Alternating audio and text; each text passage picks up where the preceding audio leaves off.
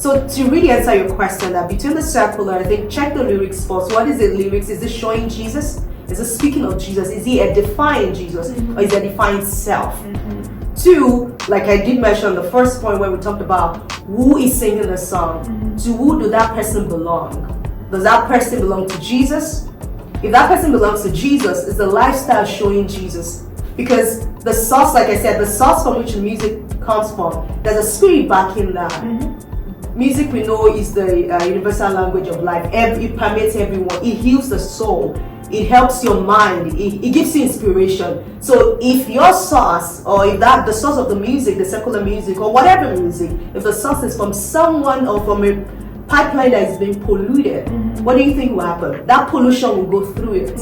An example in church yesterday, the pastor talked about, we had a series talking about worship, interestingly, and he did mention that he gave an example of a pastor whose son was listening to rock music.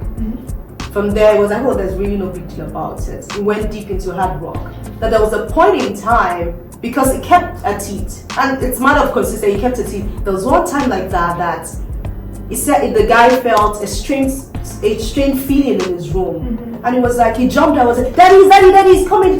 So he kind of tiptoed from his room and started jumping and started running to his dad. And dad was like, who's chasing you? Why are you running?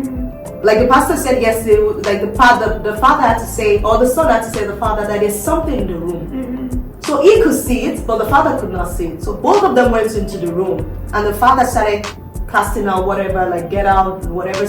He felt the strange feeling as well, but he couldn't really see anything.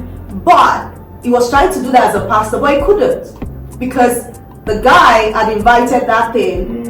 So he had legitimacy, just like the producer was joking with me that you're my territory. So I have to obey the rules of this place because it's not my territory. I came on invitation. So it's different. And then he had to make the guy, the son here, to make him say some words like, I denounce you, I don't want this music anymore, I don't want you anymore. Maybe it came through the music, maybe whatever, but I would rather want to be in a safe space. I'm not saying hard rock music is bad, no, but for the purpose of this example, I would rather just want to stay in a safe place because there's so many things permeating things. So just to be on the safe side, focus on what I know that ministers to me, and the one that doesn't, just let it be. So that's why I would say, one, check the lyrics.